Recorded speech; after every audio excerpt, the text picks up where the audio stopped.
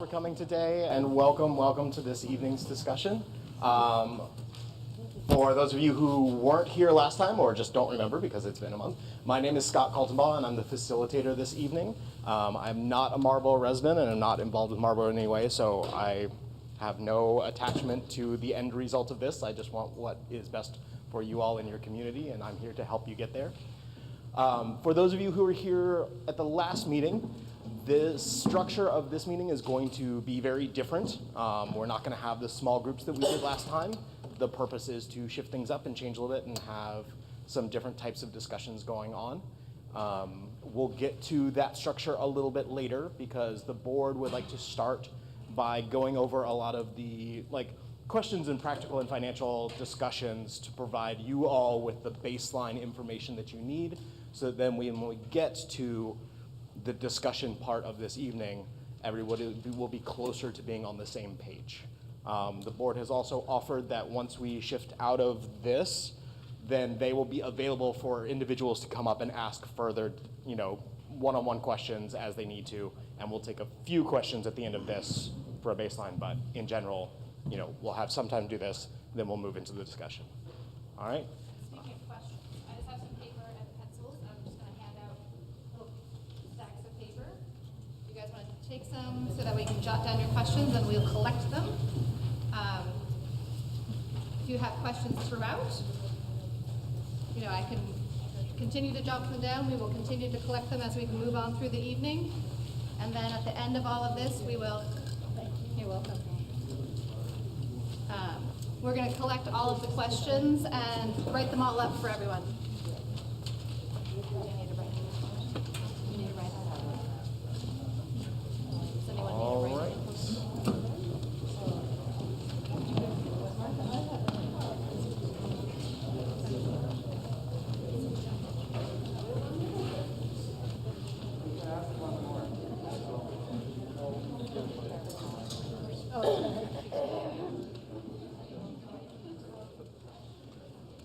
All right, as everybody is getting settled and writing some of their questions and getting things sorted out, just like to go through an exercise real quick. So I'd like to ask for a show of hands of the people that represent some of the different groups in this community. You can raise your hand multiple times because chances are you're going to represent multiple groups in here. So how many people in here are students, current students in the Marlboro school system? Okay, so we recognize that we're missing that group's voice here. That's right. How many are parents of current students? All right. How many are parents of former students? Excellent. How many are district school staff? All right. How many are former district school staff? How many of you are Marlboro taxpayers? All right. How many of you are Marlboro residents? Hopefully that number equaled out, otherwise maybe have a talk. Yeah, how many people attended Marlboro School District as a student yourself? All right, excellent.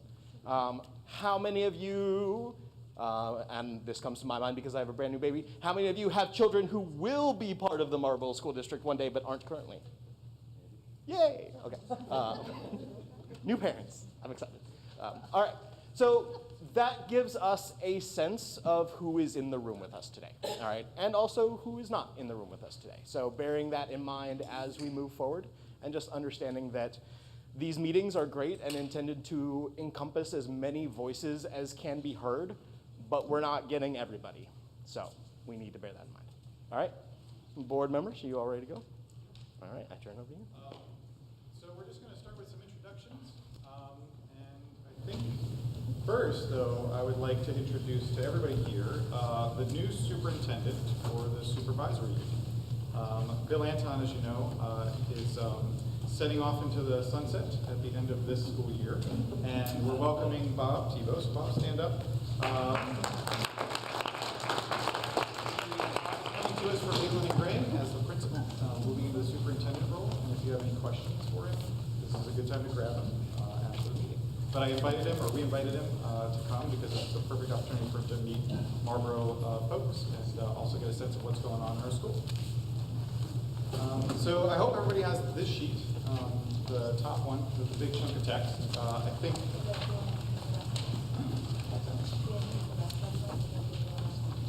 Sure.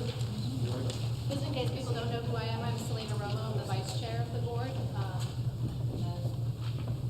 Dan MacArthur on the school board. And Douglas Gordon. And we're missing Jeremy Kirk, who is also our board clerk. He'll be here a little bit later. So I'll let Scott sort of guide us through the agenda, but essentially we're going to walk folks through this sheet in the beginning, which, if you remember, if you were here for the last meeting, that was more of a visioning and big box thinking about what's going on at the school, what's changed, what are the challenges.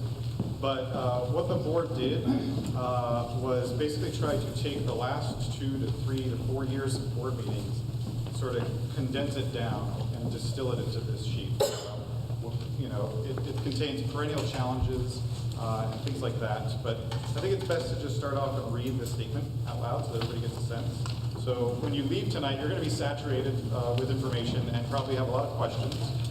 We're going to get to that in the second half of the evening, where we answer questions as well as take questions. We probably won't get to everybody's questions tonight, but we're going to gather them all, and we will have a resource on our website that people will see them answered.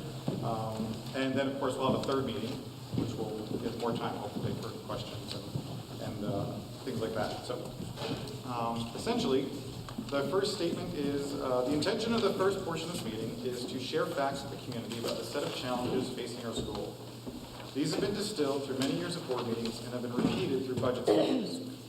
We are sharing these facts below in order to give the power to the community to choose what the future of our school might look like, and in turn, how this might impact the overall Marlboro community. The school board as a unit has strived to provide information in the documents we are sharing with you this evening in a manner that draws the complex picture of the situation rather than advocating for one specific choice. The school board as a whole does not have a position on what structure the Marlboro School should operate under. Not for next year, not for 5 years, or 25 years from now. Individual board members have expressed differing opinions on what should happen, with some still undecided. However, we all agree that the challenges that lie ahead are many and complex. It is with this understanding that the board wishes to share this information tonight and to ask direction from you at an upcoming special town meeting vote. And so I think that I'd like to share the bullets with the board members. So I'll just read off the first one. And some of these, if you could hold your questions, we're just kind of going to get through and unpack them a little bit. If they need some more further explanation, we'll explain. But essentially, one of the driving forces of these meetings is that families have asked for more social and enrichment opportunities for their children in school. But there are future renovation costs. Currently, teacher shortages. I think everybody knows it's difficult to find teachers and to keep them if you can find them.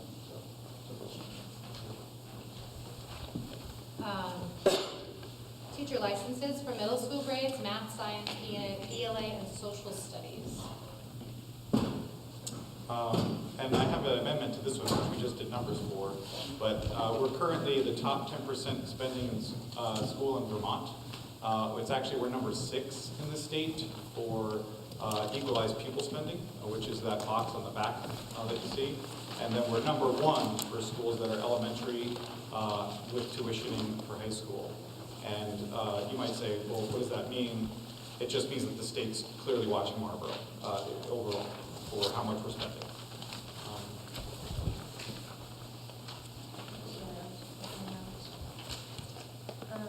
So current middle school model requires more teachers and classrooms than other grades. And it was also in response to a previous model that was unsustainable due to low student-teacher ratio. So, at what point would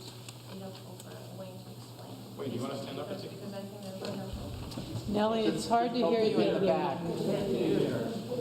So the bullet point that I'm reading says, so it's 1, 2, 3, 4, 5, 6. Current middle school model requires more teachers and classrooms than other grades. It was also a response to a previous model that was unsustainable due to low student-teacher ratio. Yeah, so throughout Marlboro School, we actually have teachers in here that taught in middle school, Bruce. We had a model where there was 2 teachers in 7th and 8th grade. And those two teachers had 2 licenses. One had science and math, one had ELA and social studies. And when you compared that class to the other classes, it was twice as many staff. So 7th and 8th grade had 2 teachers. 5, 6, David, had 1 teacher, David. Through the process of the budgets becoming a little bit tighter throughout the years, we started to look at how we could distribute some of those resources to the other grades. And so that's evolved. It slowly went to a reduction in one of the junior high teachers, full-time status. It also included me teaching 6th grade math and also middle school math. And also we had the math teacher in junior high for a year teaching 6th grade. And each of these evolutions was in response to being able to distribute the teaching staff.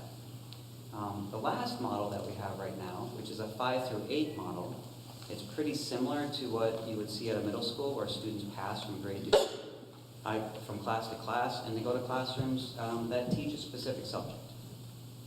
So before it was all done in one classroom, and now students go to a math class, they go to a social studies and ELA class, and then they also go to a science class, which is why one of the reasons why we have a mobile classroom out there. The reason why we went to that was that it now distributed, well, first we needed to save some financial, some money from the budget. And as you can see, even though we made this transition and we tried to save some money, we're still spending some money. So we went to this model. This model is also led by the teachers as well too. So this was teacher-led. It was driven by their passions. And at the time, the 5-6 teacher and 7-8 teacher had different passions. So we utilized those passions to create the model that we have now, which is a 5 through 8 model. Students pass from grade to grade. There's 2.5 teachers, because we have a science teacher this year. Like I said in the past, I would teach that. And that's how it evolved. So it has evolved through finances, and it's evolved through distribution of those resources. 2 teachers in one classroom as opposed to the rest of the classrooms having 1.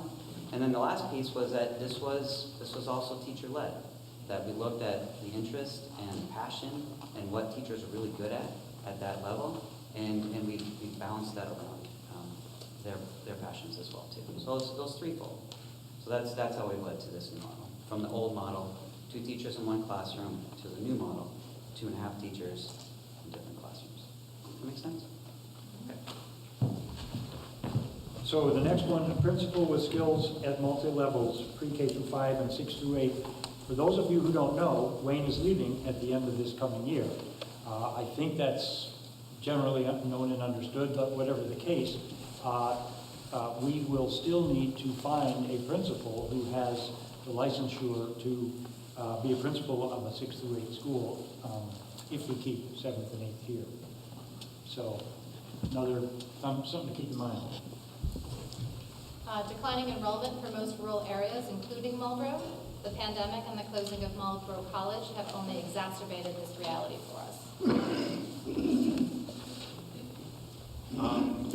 Field research of the past is no longer financially sustainable, and new CDL federal regulations make it very difficult for teachers to obtain bus licenses to lead those field research trips. Do you want to speak to that? Yeah. Yeah, that'd be great. Marlboro School in the past, my wife went here. She talks about her trips, Montreal, New York, buses breaking down. Bruce going to Monadnock on Saturday, just, okay, everybody get in the bus, let's get going. So it's been a long-standing tradition at Marlboro. It's valued, of course it's valued, it has a lot of meaning. To the Costa Rica trips. that were led by my predecessor, Francie, and the 7th and 8th grade teachers, going to Costa Rica every other year. We went to Boston last year, and just to give you just a financial, comparison, our Boston trip last year for 3 days to Boston cost just as much as going to Costa Rica 3 years before for 7 days. And so it's become so expensive. And so, as you know, transportation has increased. The other part is that many of the teachers had bus licenses. And you could actually get a bus license pretty easily. Whether that was a good thing or not, you could get them. Regulations now to get a bus license is really challenging. So while we have buses that a teacher could potentially take when they would want, we don't have bus drivers anymore. So that does lead to extra costs. It does lead to some planning and so on and so forth. So those are the challenges that we're seeing. It doesn't mean that we're not still trying to do field research. Of course we are. It's just, unfortunately, a trip to Costa Rica is really difficult now, especially with how expensive it is. So that's what we're doing. Just want to say we have 2 trips planned for the spring. We're very excited. And the last bullet point is on inflation and higher fixed costs, such as health insurance, that increases at 12% annually. That affects budget decisions. And unfortunately, the way that it's structured coming out of from a school budget, that everyone should have access to health insurance and use it, and yet it's coming out of this budget that we have to consider it at the expense of programming. So these are outside things that affect important educational decisions. So then down below that is just simply a chart of enrollment. We just wanted to give you that. We can go back further years. We have all the data, so if you have questions about more years. But if you see that decline, I think one of the things to note is that, obviously the closure of Marlboro College is a big factor. But a lot of the students that came here with Marlboro College and their parents have graduated or are about to graduate. So you will see that number continue to shrink. And obviously, nobody really knows what's going on at Potash Hill. If you do, then you know a lot more than your board does. Yes, so that's just something we've always kept an eye on each year. And then if you turn over, we go to renovation expenses. So this is where we sort of depart from, okay, these are these outside forces that kind of pressurize us, right? So we're like in a pressure cooker here of inflation and rates that we can't control that are going like this. And then, you see the town of Marlboro and you see just nationally, wages, and they're not really matching that as well. So how do you keep a sustainable financial program with that arc in the way that it's going? So that's just something we think about. So renovation expenses. Dan, you want to take the first one? As I'm sure most of you know, this is the last substantial improvement we made to the school campus here, was this building, 1995, so it's almost 30 years ago now. The current building needs are at a critical level and need to be addressed. I often comment on how the windows are the exact same windows they were when I went to school here in the 80s and 90s. So we've been discussing capital improvements for years as a board, at least since I've been on it. And then, we got hit with Act 46, and that delayed any changes to the school, major changes, that is. And then, of course, after that, COVID hit. We delayed changes there and did our patches, the best patches that we could on things. But it got to the point where this started to be a conversation at the board level where we basically said, we're going to have to go to the town for a bond. And if we're going to go to the town for a bond, the best way to ensure that that bond passes is to ensure that everybody is happy with the structure of the school. And so technically that is one of the number one reasons that we're doing this, is we need to decide that literally when we break ground, or whatever we break ground on for a school, you're going to be bonded to that decision, literally. So we want to make sure that whatever we're bonding into is affordable for the town. So, no. We have number 4, and all our financial decisions should stem from a shared vision for the school, the kind of education that we want to envision. Currently the repairs for this building are estimated between $3 to $5 million. That doesn't include additional spaces. And for every dollar spent on renovation, we just found this out recently, and I guess I should point out that we have asked a consulting architect to give us numbers for what different building improvements would cost, whether it was for pre-K through 6 or pre-K through 8. They're supposed to be looking at saying, okay, minimum requirements in terms of square footage, for the numbers of kids you would have pre-K through 6, you would need to do this much work. If you had pre-K through 8, you would need to do this much work. As soon as we get those from the architect, we will make sure they're public information, because they're an important part of this, but I don't think anybody's deluding themselves to think that it was not going to cost more if we have more kids here and if we need to provide spaces for 7 and 8. But we also just found out that if you spend, the example they gave was if you spend $1 million on renovation, you have to spend at least a fifth as much on accessibility. And we should anyway.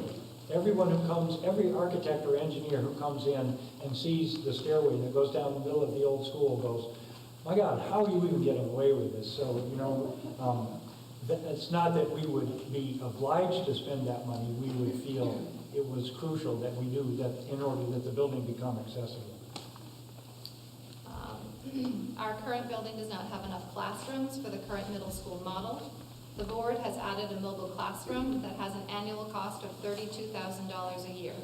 Without the renovation or mobile classroom, the 7th and 8th grades would only work utilizing one classroom. Okay, so then we have a chart which is equalized pupil, and we debated on keeping this in or leaving it out simply because we didn't want to get into the state funding formula. So to keep us from that, we just wanted to show you that from FY19, FY23, we've gone up with equalized pupil, but this is the number the state's looking at when they look at Marlboro's spending. And currently the average in the state is 16,000, or sorry, 17,000, 16.9. So, Bill, do you have like a quick definition for what equalized pupil is? Can you like? What is an equalized pupil? Yeah. An equalized pupil is an actual pupil that is counted by the state to allow for a statewide funding system. So they count pupils differently. 0.46 is for a student in pre-K. 1 is for a student from kindergarten through 6th grade. 7th through 12th is 1.25. Yeah. Then you add those all together. You add the year prior and the current year, you average those two, then that runs through a filter of additional influences such as English language learners or special education, poverty. That gets out into a number, and then that all gets weighted and equalized at the state level, sent back to the district and said, you may have 83 students in your building, you may have 37 students that are in 7 through 12 at outside the building. So you might think, oh, okay, it's very normal, we have 120 students. But their equalized pupils could be anywhere from 110 to 143, and that will change on an annual basis. So the equalized pupil is how you get your tax rate. It is not matched with students in the building or students that you're paying tuition for. Here's one. Thank you. please hold your questions. Do you mind jotting down your questions? That's what the papers are for. So if you have questions. I just wondered if FY23 is the fiscal year we're in right now, or the fiscal year that starts in 23? Okay, thank you. No, we haven't finalized that number yet. We're doing the budget right now for next year. Okay. Did everyone hear that question that Paul just asked? Okay, I just want to make sure everyone heard it. Paul was just asking if FY23 is for the current budget year or for next year. It's the current year that we are in now.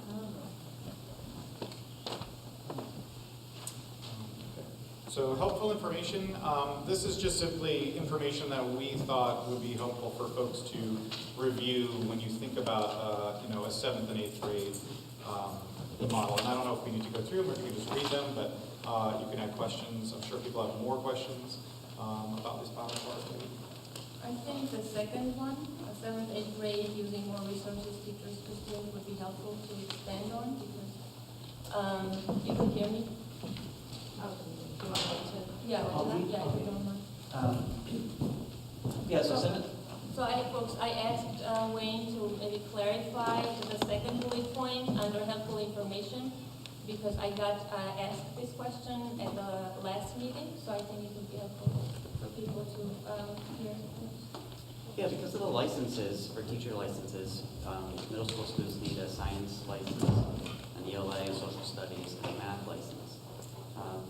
That you need to have those teachers. Right now, we just have more teachers for middle school, that middle school model. We have 2.5 teachers for 5 through 8, and which is 2 grades, and we have 1 teacher for every class after that. So there's just, right now, there's just more teachers in those grades than in the other grades. And that's one of the bigger expenses that you have. And so the second sheet that we have, are we going to go to the second sheet? Oh, can I just add to that? I'm sorry, I just missed one part. I think the other thing is that what Dan brought up was that they also use, for rightfully so, they just use more space in the building.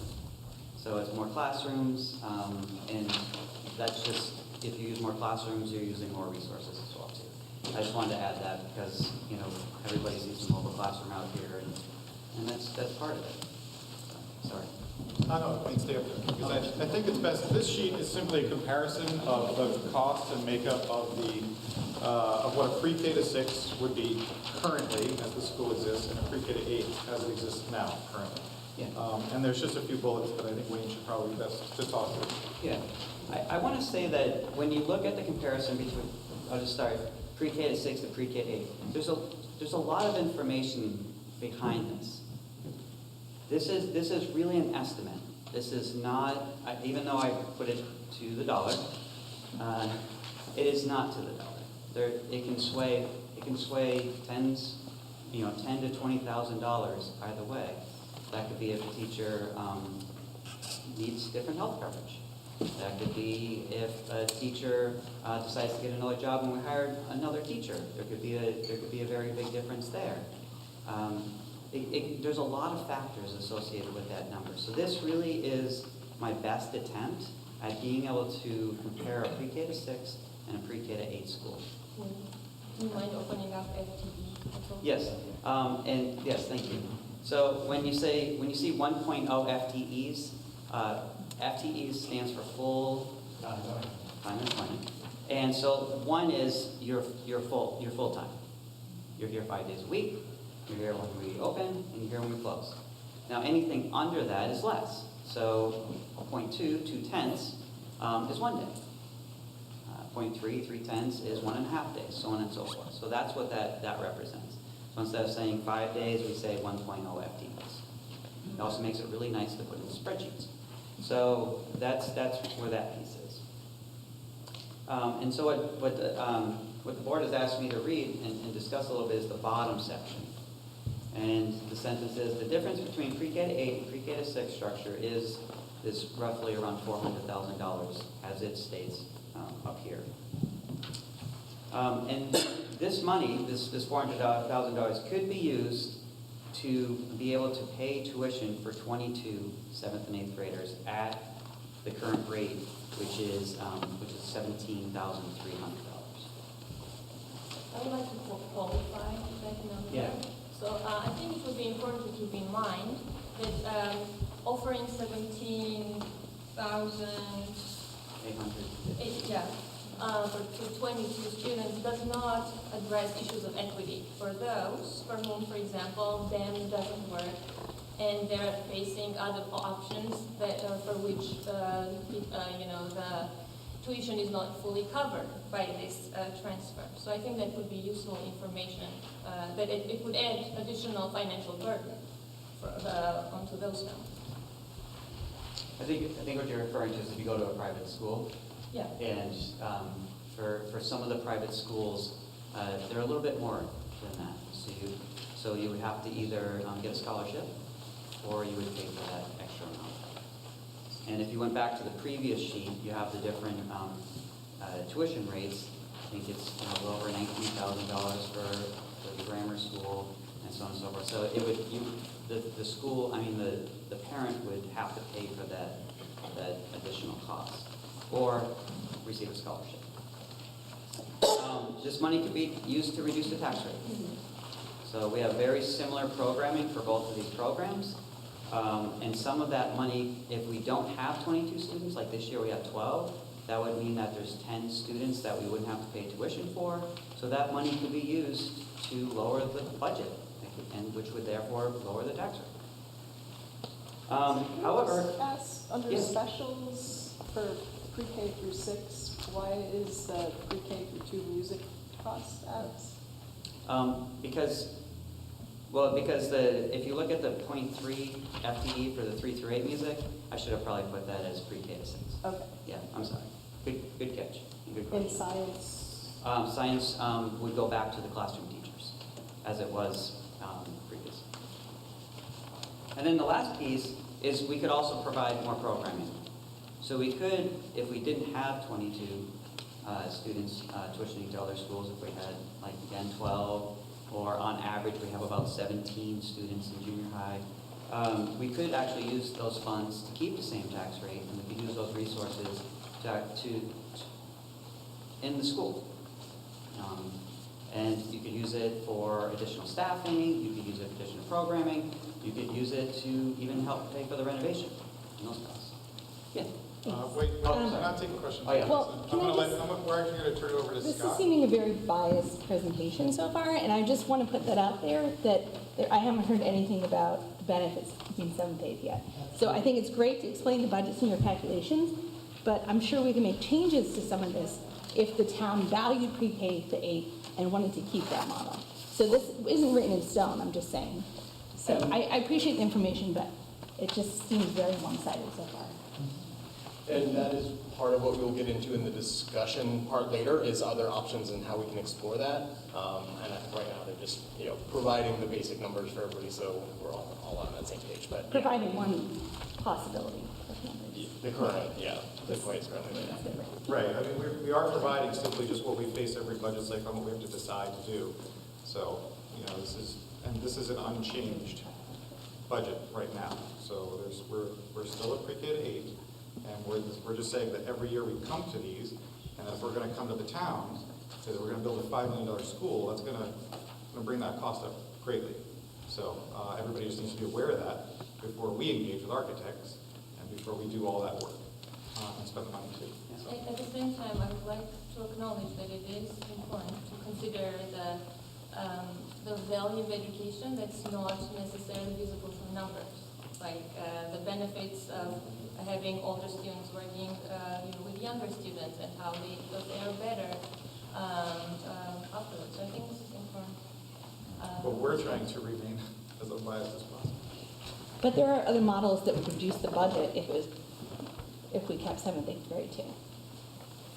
So, yeah, and I'm just bringing I'm that up. happy to, I think we're going to be exploring those, and we're going to be looking at those. This is what we have now today.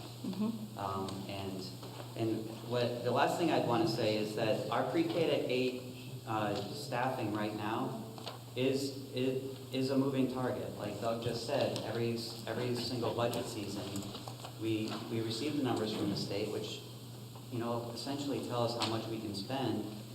Right now, this is a budget that was based off of 100 students of last year, and now we have 83 students. We have 83 students coming next year.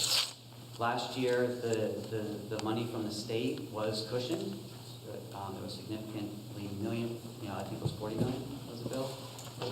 $45 million put into the ed fund to reduce the tax rate. We're not going to see that this year too. So this pre-K to 8 model that we have here is the best we can do today with the information that we have. And about a month from now, we'll have much better numbers about a pre-K to 8 program based upon how many kids we have and what state money is.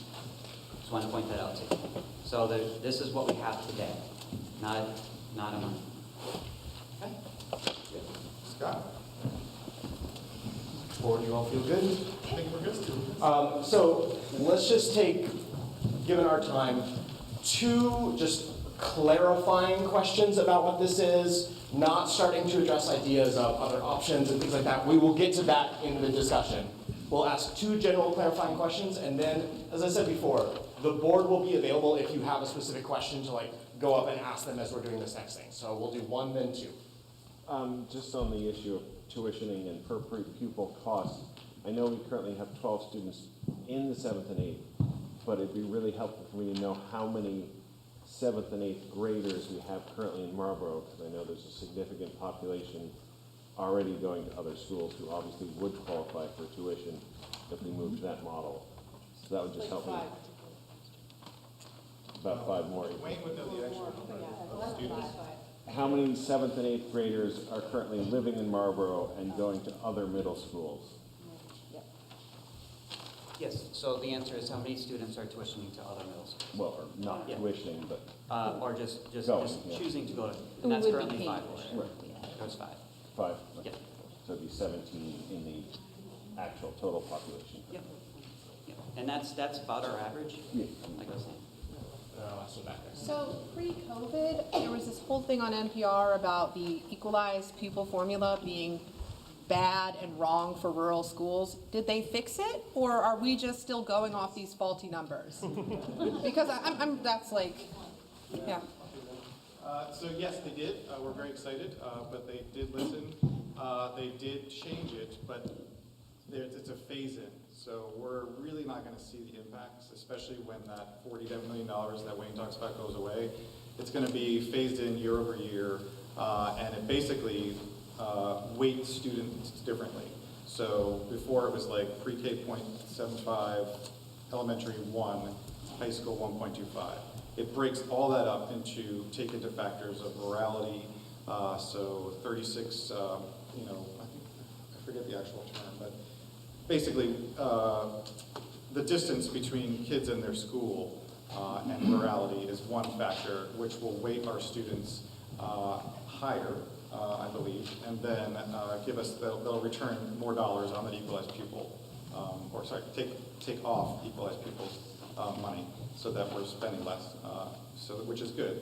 But if it impacts larger districts more like up north that have larger ELL populations. So, but yes, that did go through. Okay. Because we need to move on to the next phase. I just actually have a piece of information people should know before we head into discussion.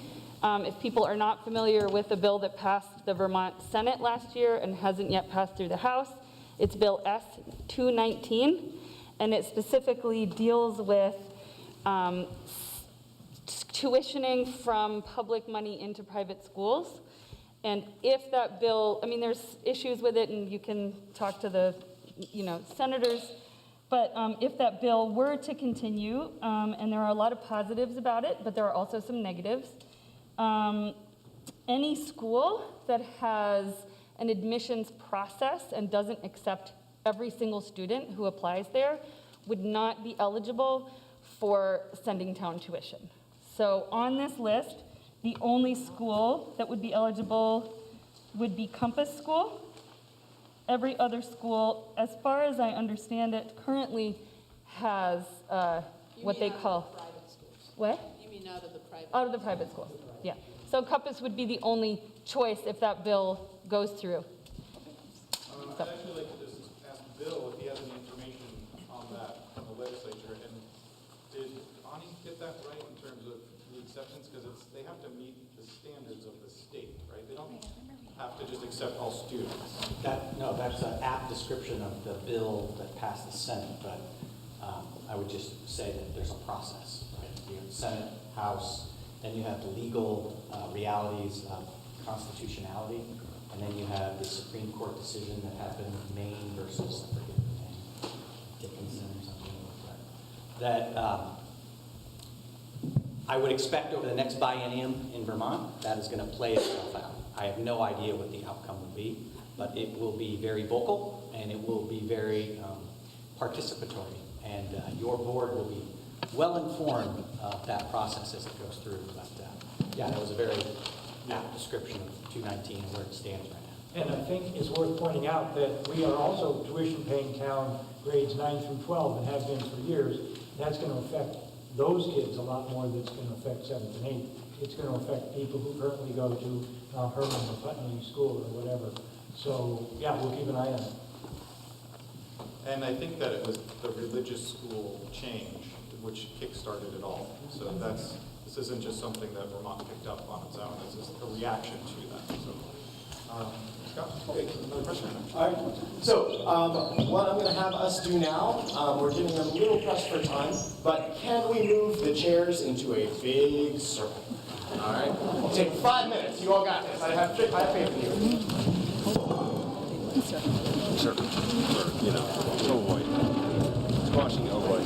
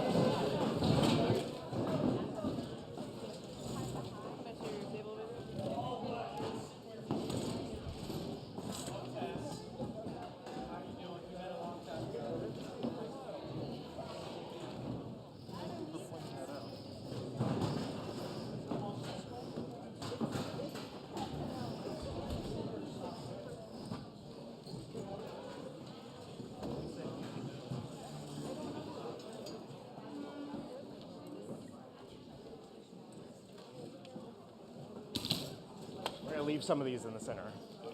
Yeah.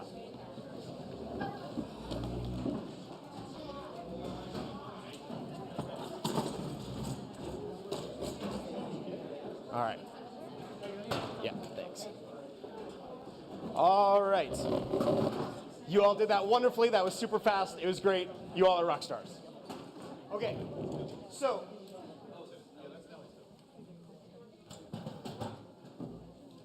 there are a lot of voices in this room. And those voices deserve to be heard. They offer valuable insight. It's important, all right? Given the restraints, the constraints of time and structure, not everybody's voice is going to get heard today, okay? But I want to throw an interesting meeting structure at you. This is something I like. It's called a fishbowl, all right? So what's going to happen is we're going to have 10 people plus me here in the middle for a very concentrated, short discussion on one of these topics, all right? It will be facilitated by me, but it will be you all discussing it, all right? Everybody else will act as observers. You will all get a chance, if you want, to jump in and be part of the discussion. That's what your playing cards are for. Your playing cards are a ticket, right, to get in. So you are limited to 2 discussions because so many voices, all right? Now, I know this feels a little challenging, but we have 4 topics. I think we will probably only have time to get to the top 3. I think our wild card 1 may have to wait. So, topic 1, student and family needs. Topic 2, practical and financial considerations. And topic 3, equity, challenges, and risks of these different paths. All right? So, think about which of those discussions, if you want to speak, you would most want to be a part of. Yeah, the 3 are student and family needs, practical and financial situations and challenges, and equity, challenges, and risks of these different paths. What's the difference between student family needs and equity? I broke it up because student family needs, yes, they obviously overlap. Student family needs, like, let's get to the core of like what individual students need and what the families need to consider, and how these different paths might address that or fail to address that in each of those. And then in the equity discussion, getting into how families might have to deal with those differently based on their situations and circumstances. Is that helpful? Great. Okay, so I gave you all two playing cards to give you 2 chances to get in. Given our time, I think I'm going to ask you to only use one. All right? So think carefully about which one you want to use. We'll have about 12 minutes for each topic discussion, broken up into 2 groups. All right? So there will be a group that comes up and talks for 6 minutes, and then another group that comes up and talks for 6 minutes, and then we'll move on to the next topic. Clarifying question. Yeah. I see the categories. Yeah. What's the question or topic? I will give you specific questions to discuss. So, but are we talking about the 7th, the junior high? It is all based on these different path potentials for the 7th and 8th grade for the junior high. Okay, that wasn't clear. Sorry, yeah, that's what we're working on. Okay, other questions about the structure of how this is going to work? Great. I have 1, 2, 3, 4, 5, 6, 7 plus my chair. So, if you would like to come up for the student and family needs discussion, can I get 10 people come up, bring your card? All right. All right. Brave souls, I love it. I can toss it in.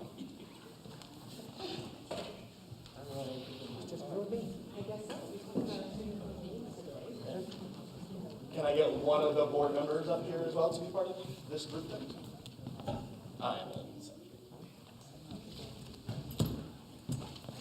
Does one of the board members want to jump into this discussion as well?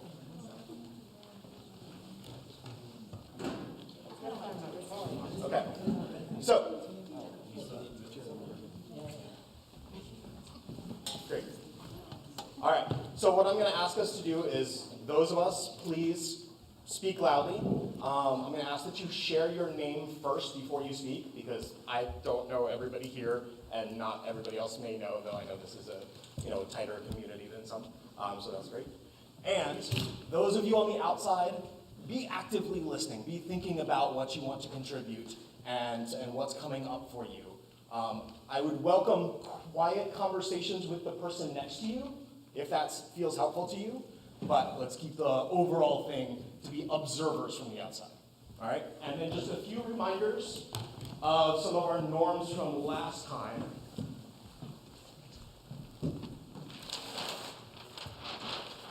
We're listening to understand, not to debate, right? We're listening to really understand what the other person has to say. We're speaking from our own experience. I want to emphasize the goal here is this is you all, the community, versus the challenge. This isn't pro 7th, 8th and anti 7th, 8th, right? Or like pro taxes, or like, this isn't 2 groups versus each other. This is us against the challenge. If we keep that mindset, hopefully that will keep us working together. And then finally, look, to emphasize this again, this group here, this meeting, is not reaching an agreement. This group is not intended to make a decision tonight or even at the next meeting. What we're creating here tonight is a shared pool of understanding. We want to understand where everybody in the community is coming from. That's what we're after tonight, not reaching an agreement. We're not trying to sell other people on our point of view.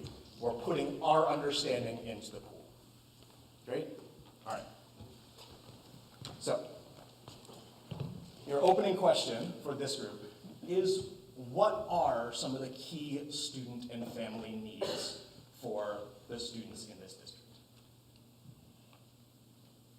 Community is one of them. Yeah. The kids have these friends and they know their neighbors and everyone in the school knows your name. Kind of like cheers, but for kids. Having that tight sense of community, excellent. Yeah. So that's a need, I think, for kids to have a feeling of belonging. Yeah. Sorry, I think it's a need for kids to have a feeling of belonging, and I think community, a sense of people knowing who you are, not being lost in a crowd, a place where you can go that you feel comfortable in. Not everyone has a safe home environment, and so for some school is their safe home environment. And so having that be a place where you can, come and not feel like you're just another face in the crowd that's going to get forgotten is important. And I will help repeat the key points of everybody's because I have a nice loud voice and don't mind shouting at you all. Right.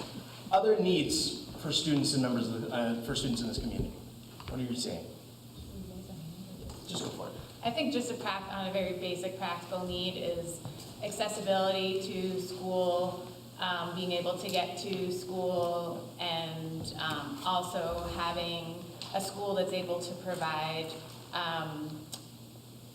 enrichment and childcare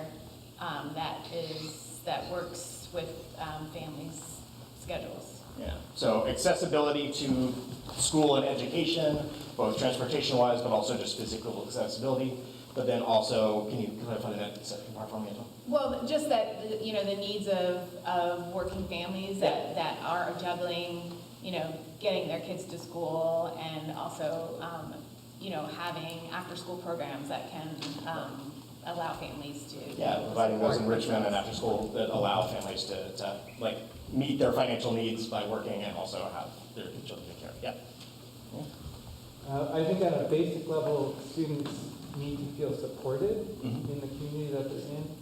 And on the other side of that coin, especially with the older students, need to start learning how to support the community that they are in. Students feeling supported in the community and older students learning to support the community in return and exchange. So with those ideas in mind, what are some of the ways in which these different potential paths for the school district, keeping the 7th and 8th in the future, getting rid of the 7th and 8th and moving to different models, changing some of the different structures, with these different paths, what are some of the ways that those paths can serve the needs of these students? Can I just add something? I just thought we were going to get there. We didn't get there yet, but we didn't get to the academic needs. I mean, we need a you know, an enriching and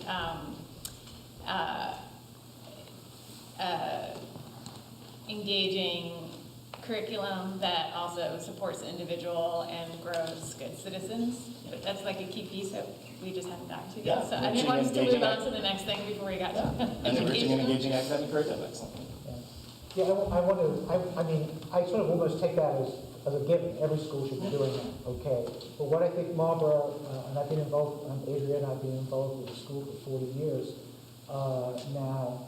What has always been incredibly important is a really enriched environment for not only for learning, but also socially as well in every way.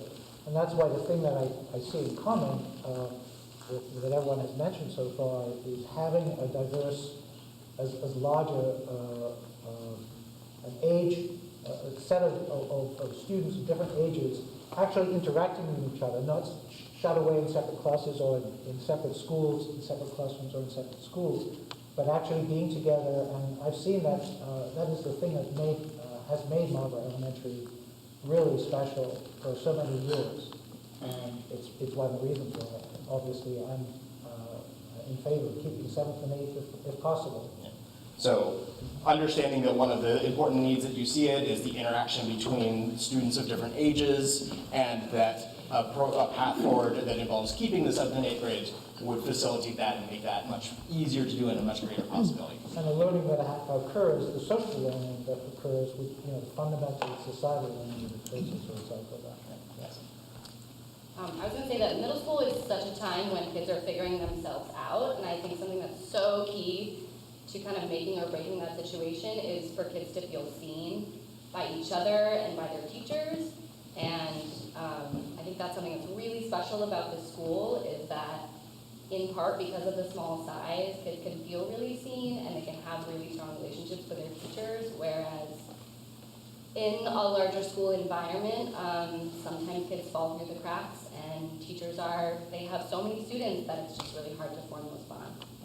So there's a desire for that small school environment that creates closer individual small group relationships between teachers and students and each other, everybody being fully seen for who they are, and the concern is that if students have to go to larger schools, that they will be lost in that larger crowd and lose out on that benefit. I just haven't heard your voice as much, so do you have anything you want to contribute? Well, I was, Jamie had mentioned the basic thing. I think that, intellectual and social emotional formation are things that we are able to expect now from these amazing teachers and this community.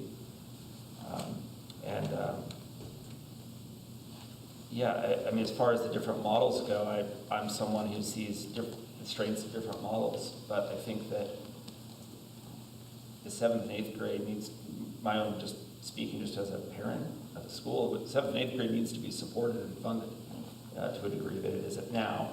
And so if we want to do that, then we need to actually do it. And we need to actually support it in a way that it's currently not funded. So in order to achieve the things that we just said that we value. Yeah.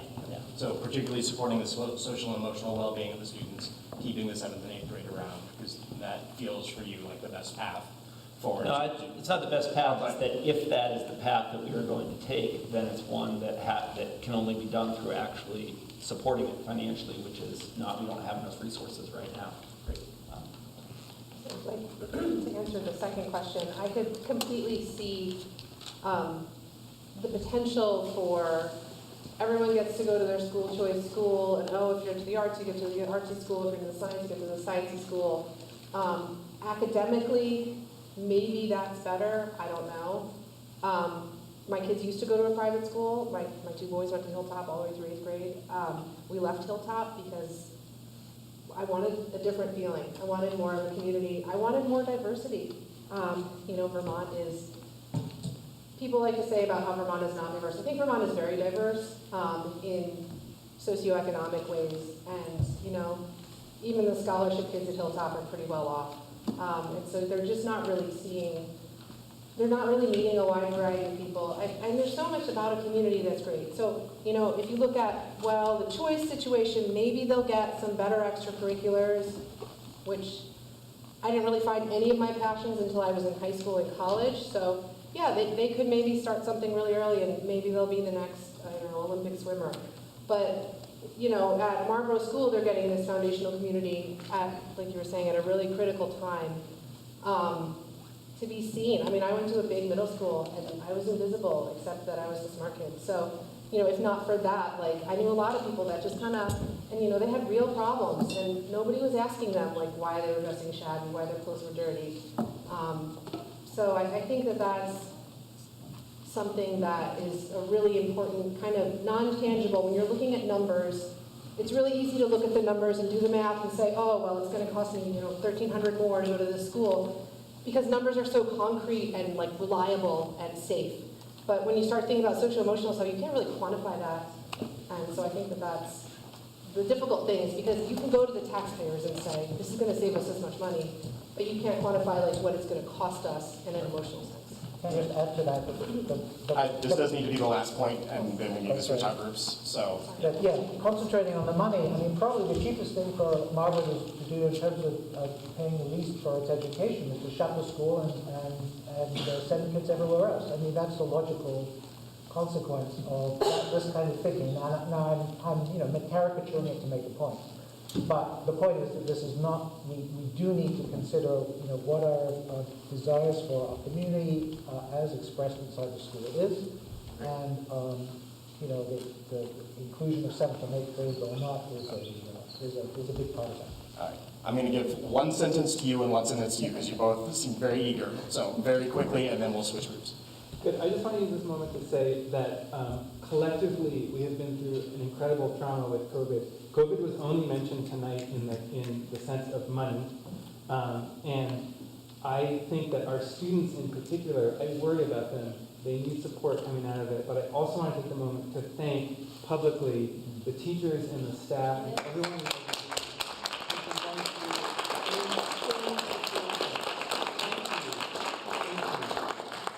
That's all.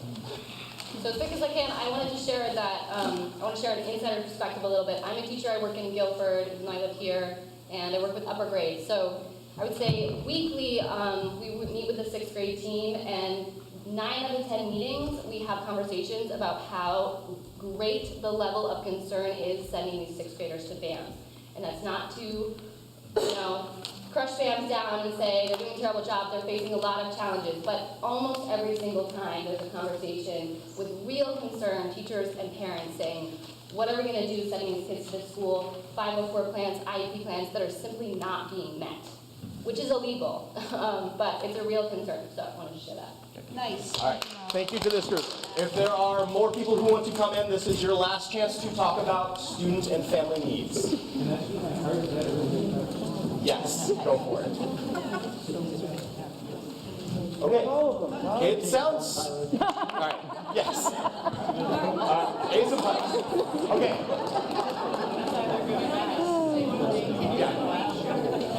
Themselves in their role without fully happening, and I think that helps. Okay, my impression, my feeling is that people feel like we are at a good point with the discussion on student and family needs. All right? I have a question. Yes. I just wanted to ask if the 6th, 7th, and 8th graders are part of the conversation and how they feel about staying, pushed out. This is something that came up at the end of last meeting, and there was an encouragement and an ask to bring in students. Unfortunately, we didn't get any tonight, so for our final meeting, I would make that big push to bring students in. Let's hear their voices. So, yeah. I just think you can't just rely on these current 7th and 8th students. We have kids coming up from kindergarten. We have kids who haven't even been born yet who will be coming through the school.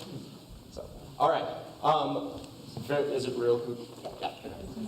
It's kind of a little bit of a comment, but I was just listening. I was wondering about if anybody has thought about how the needs of students in a very rural community might differ from those of students in Brattleboro, say.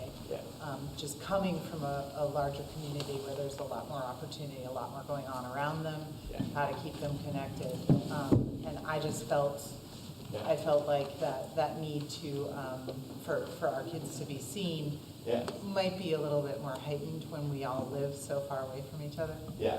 So I'm going to put that out there as a great, we're not responding to that now, but asking you all as you consider your stance on all of this, to think about how the needs of your students might be different from the needs of students in other areas that we might be like making more assumptions about. Like, oh, it's not all just like students in Brattleboro, it's not all just like students in Boston, right? Like the specific situation for your students in your community. So with that in mind, we are getting very close on time. So I'm going to have one group, and we can have more than we just had up, to talk about the practical and financial concerns and sides of things. So come on up if that is something you want to make sure you talk about.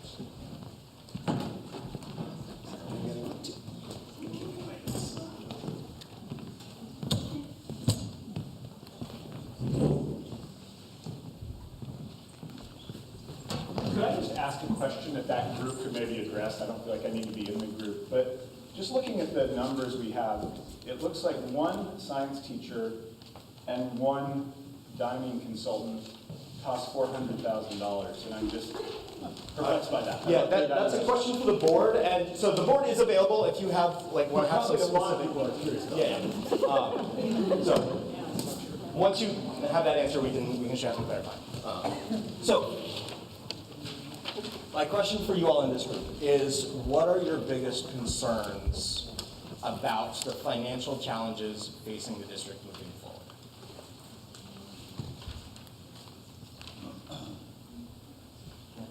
And remember, say your name and a sense of who you are. Paul Butler, I'm a local resident, I'm a taxpayer. I feel that our community has an obligation to educate our kids, which is something we've been doing for 250 years, and we're educating them much better in modern times than we used to. I think that things have been said about school funding formulas, but I think that statewide, for 25 years, the funding formulas have been very beneficial for outcomes. My main concern is that whatever model we propose has to be sustainable. And how are we going to be able to assert that we're proposing a sustainable model? And I have a secondary issue in that I have not yet heard any discussion of our tax base, which is primarily our property tax base, and what level of spending it could support. And I know that people have brought up issues of the funding formula, but I don't think we can go borrow 4 or 5 million in the bond market and say, well, we're waiting for the funding formula to change. I think for many years there have been changes to the funding formula. We have to have a sustainable model in terms of revenue and expenses that'll allow for paying off a bond issue and paying it off with what we have in hand, or what we can, our concrete sources of revenue. So that's my major concern. So there's a concern with however we're moving forward, having a very specific plan in place for how to pay the bond and how to pay off whatever expenses are incurred, right? And not just relying on, oh, we hope that the formula changes in the future, or we think that maybe things will be different from now. Given the reality of the current situation, how are we going to adjust in the future? Is that correct? That's correct. And if we didn't have a sustainable model, the future, as someone alluded to earlier, is like the town of Stratton. Stratton has good outcomes for kids, but they have no school district whatsoever. They have no schools. They tuition out all their kids. I have friends who live there because they wanted that, and it's been good for them. But, there is no community school. So if we're avoiding Stratton, I don't want to say anything bad about them. People love it. Yeah, just understanding that Stratton has a different model, and that's a choice. Right, cool. Right. We want to, I think the sense of the group is that that's not what we want to end up with. Right. Okay. Thank you. I just keep thinking that there's all this discussion, there's been a lot of needs that the building has that have been put off for, it's been pointed out how many years they've been put off. And I just keep thinking that we also don't have to address all of these needs all at once. We can do them, take the most important, the most dire, the thing that needs to be done first, and bond for that, do that, spread them out over a number of years. You don't have to put all this money all at once and go into hot for all of the needs that the building would need. So expressing the possibility that maybe rather than trying to meet all of the renovation needs and all of the building needs that, right now in one chunk, whether an option is to expand, to do that over time, and whether that might make things more financially feasible in different ways. Great. Other thoughts and concerns? I guess my main concern is just that we make the decision based on our overall goals and not temporary financials, because as we know with COVID, things could change, and it worked out well for us, for instance, to be a small school. Students were able to stay in the classroom a lot more than at bands, and probably had much better outcomes, socially, emotionally, and academically. We don't know what the future holds. This is always changing. So and also other schools have made, Greensboro and Halifax, with their consolidation, they decided to divorce and go back their separate ways. So I want us to be really careful to not make a permanent decision based on something that's temporary that we then would regret later. I'm going to use that final sentence as the summary for everybody. Being cautious about making a long-term or more permanent decision that's based on current circumstances that are maybe unusual or temporary, and understanding and thinking about how we're making those long-term decisions. I guess one big question thinking about the school renovation is just if somebody could possibly briefly speak to the fact that we have a rather large collection of educational buildings a couple miles that way that went for a lot less than $3 million for 10 months of the year. And just if someone could clarify why that's not an option, then I think. I'm happy to address that. The question was, why aren't we looking at the Marlboro College campus, Potash Hill? We have been. We've been deeply involved with that. But they can't offer us anything at this point because they don't know what's happening. As soon as they know what we're interested in, they know what we would be willing to, give up here and move there for, but they can't promise us that, and so we're sort of stuck in limbo at this point. However, that is maybe another reason to not make important decisions too fast. And if I can bring up two other things about the finances. One of them is that the state currently does not assess a penalty to school districts who spend above a certain amount of money. They have put that, there's a hold harmless on that until I think 2029, but that will come back to haunt us. And we do spend more than that, and if they then reassess that penalty, our tax rates will go up, sort of relative to your question about the local tax base. However, the state of Vermont also, 83% of the resident taxpayers in Marlboro who own homesteads receive money back on their local education property taxes.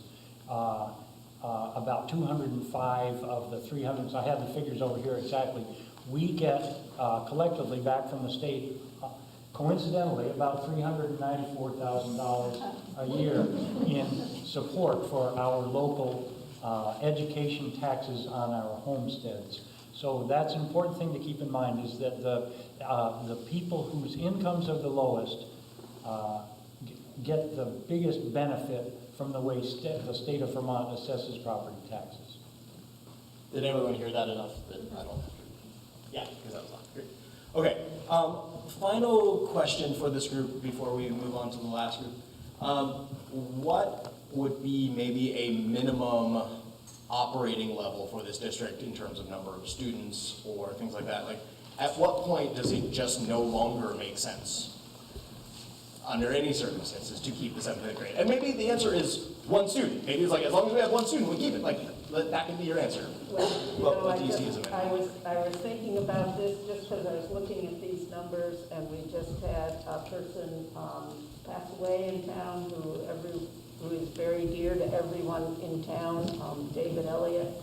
And in his interview, which the junior high kids conducted, or David's class conducted, of people in town, I was listening to that the other day, and he said, when he was in school, the question from Rhodes was, how many kids were in school when you were in school? And he said, oh, I think there were, I don't know, maybe 60, 65, and it was the same configuration. Well, there wasn't the pre-K, but it was K through 8.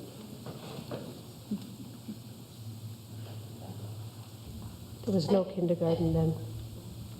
I mean, I think you have to reconfigure it, obviously. He was in my class. But, I mean, it's just, it kind of gets to the point of like, at what point do we want one at a school at all, right? Like, at a certain point, if numbers are low, then we just wouldn't have a school, or do we value having a school or not? You know, that's time for that. So thinking about how we reconfigure the school at different levels and different numbers of students. I mean, I would say as a practical number, I think once you start having to combine grades, more than 3 grades to make up a classroom, you're probably pushing what you can reasonably expect any one teacher to smear on educating first, second, and third graders, fourth, fifth, sixth, whatever.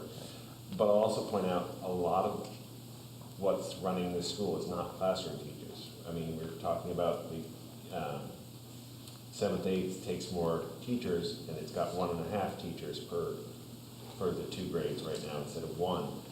But in this model, there's also 3.5 FTEs that are assumed to go with it between bits of specials, another whole paraprofessional, even though we currently only have 12 students in there, 2 days a week of a counselor, a food and custodial assistant, almost full-time, and that's not even counting special ed. So it's just a lot of what's making a school run is not classroom teachers. It's not the majority of it.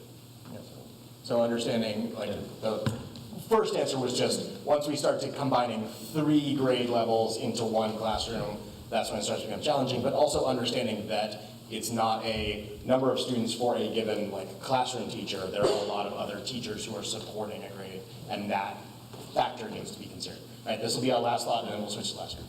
I think it's really important to keep in mind that people look at the town or come to the town or buy real estate in the town or choose to live here or choose to live here full-time in the pandemic because they had a second home here.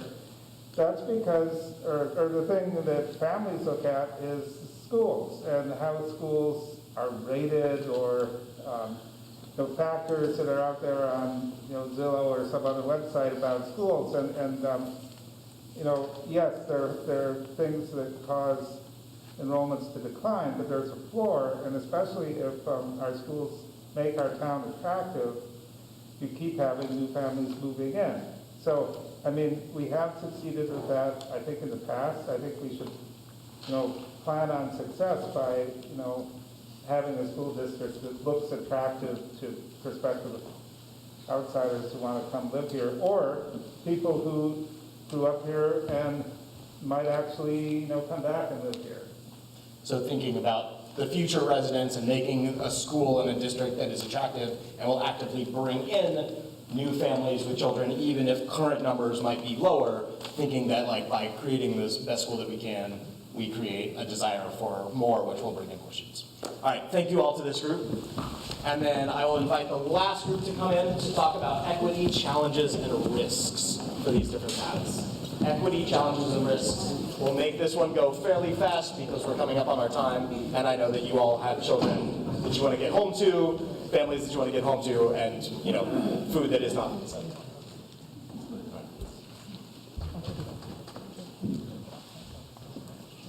Other folks who want to come? All right. Yes, yes.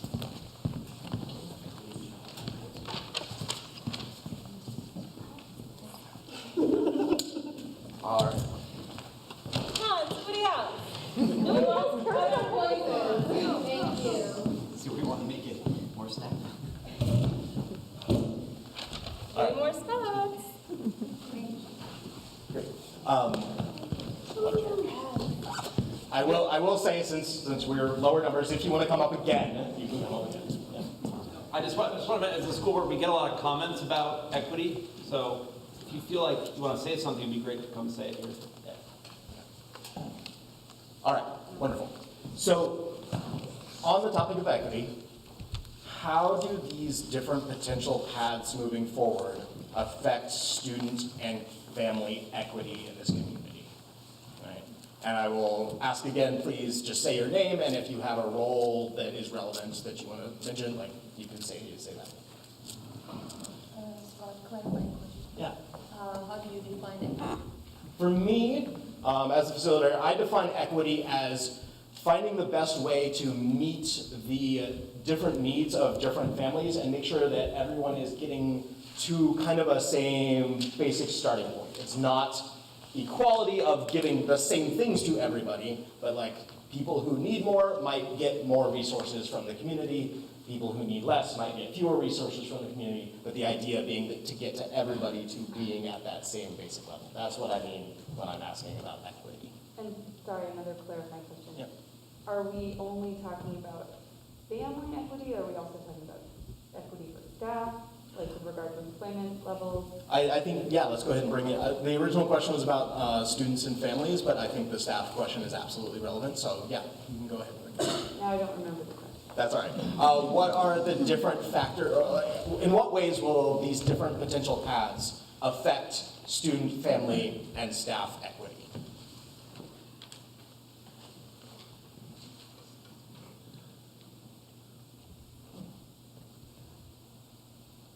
My name is William. I have 2 second graders in the school.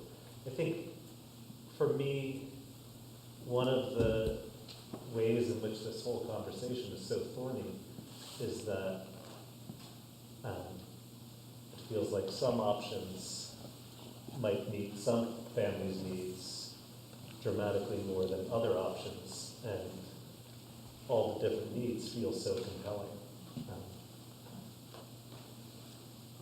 That's just to start things off. And that's why we all feel so much. Yeah.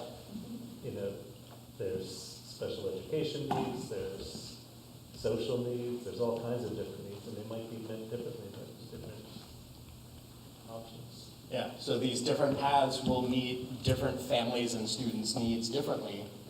And everybody has deep feelings about, like, especially what's going to affect them and the issues and the people that they care about. Is that good summary?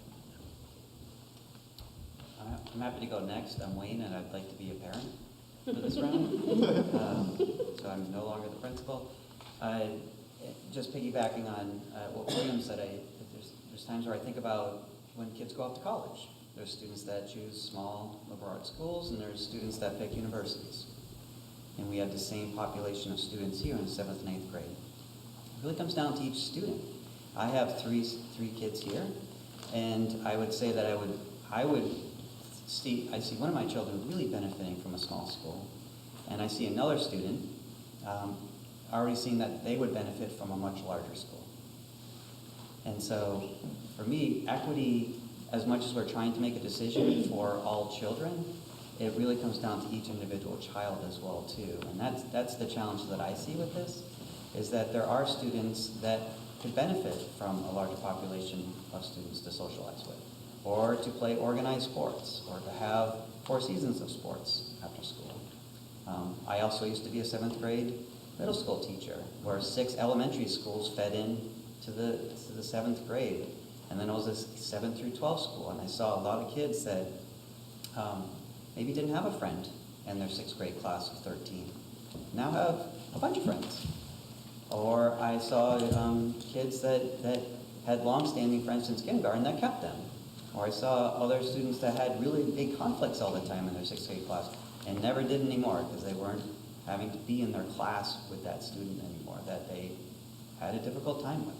So there are pros and cons for sure, and there's also very much pros and cons for each individual child as well too.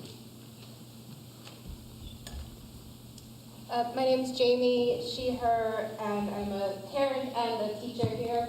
And when I think about equity in this conversation, there's so much. There's like individual preference, and I have a student who sports is his life, and he would love to go to bands, I'm sure, and play all the sports. But when I think about a small school with its own school board being able to make decisions that are best for the entire community, it's not so much about preference as about learning needs. Again, like kids being seen, meeting those kids where they are, and having the staff, the board, the community, like all of you being able to put that focus on that group of students. And that I don't know how that can happen in a larger school where we're sending out. So there's like personal preference, which I get, actually, Wayne, I get it, totally, like I'm there with you. And then there's also this question of like, how do we best serve equity? How do we best serve everyone? And I see a small school being able to really maintain that control. I don't see how we could do that as a town sending out 7th and 8th grade.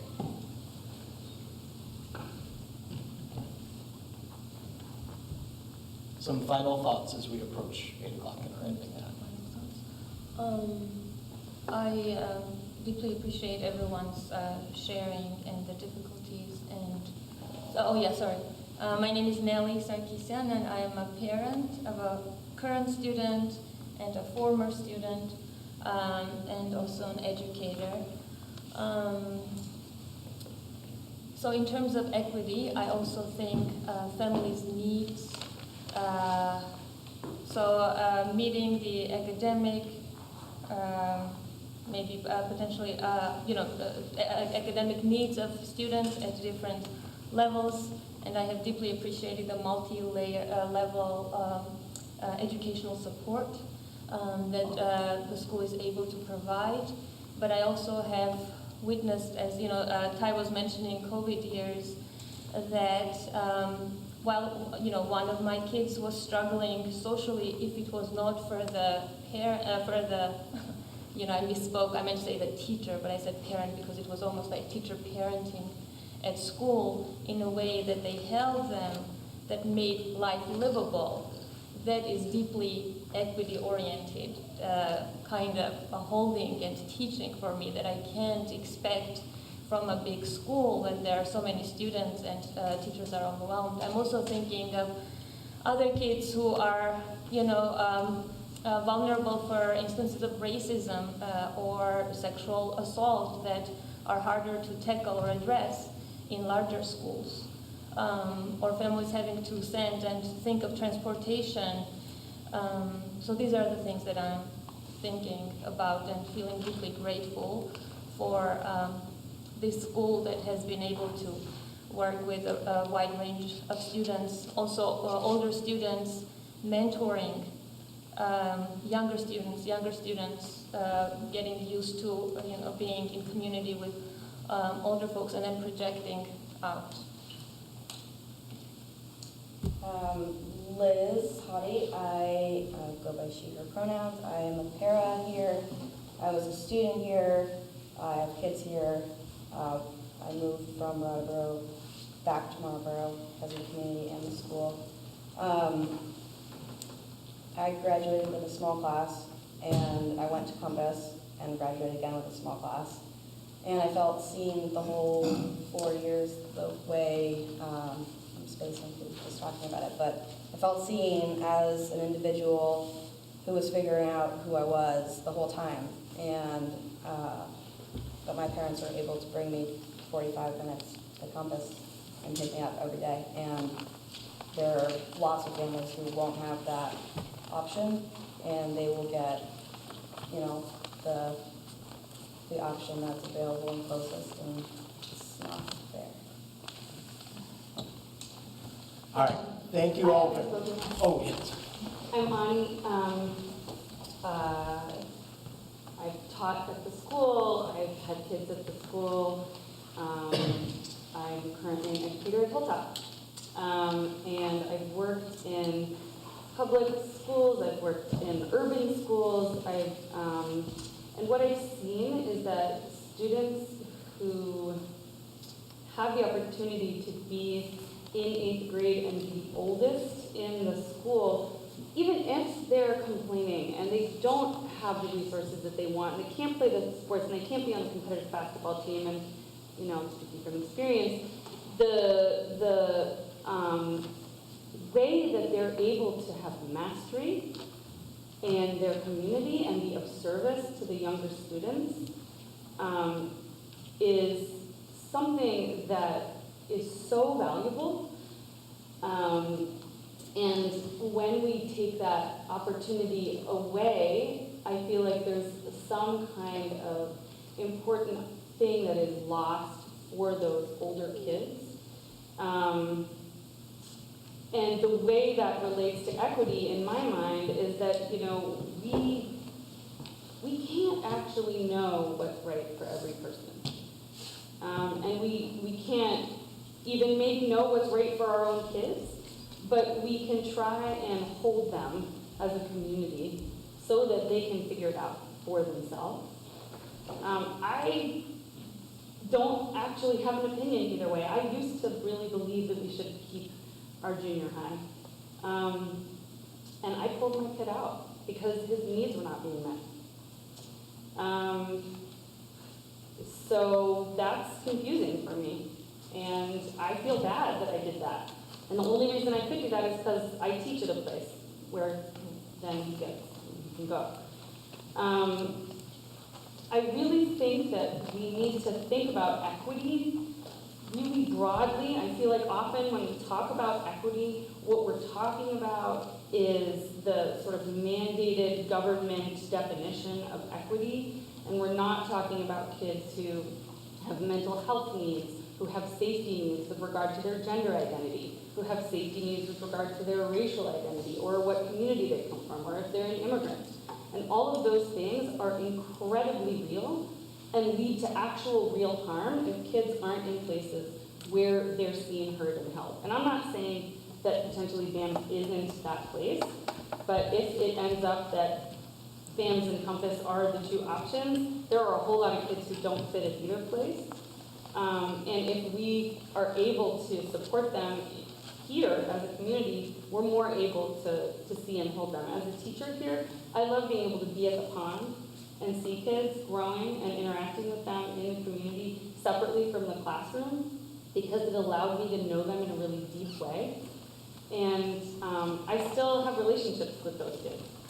So I think that we really need to think about equity really broadly when we're having this conversation. and continue to think beyond our own experience, our own agendas, because the world is much more than just each one of us. Great. Thank you all for this group, for your bravery in coming up and being able to share. And thank you to all of you for showing up tonight. This is important, and it takes a lot to be here. So please walk away remembering that this is a challenge ahead of us, right? And this is something you have a lot more information now in your pool of understanding, right? We have one more meeting scheduled. It will be January 5th. Yep, January 5th. And during that, we will talk a little bit more about impacts and different brainstorming possibilities. Again, even in that meeting, we're not reaching a decision. The decision will happen in your votes that way. So this is still your individual decision, but you're bringing together that important information. So thank you all very much. I appreciate everything you've done. You can drop your cards off here unless you really want to keep a playing card souvenir of my wonderful facilitating experience. Okay. So, board member questions on your way out. Thank you all so much.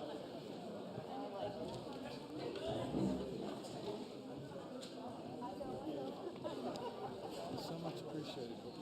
Thank you. Thanks, man. Thank you.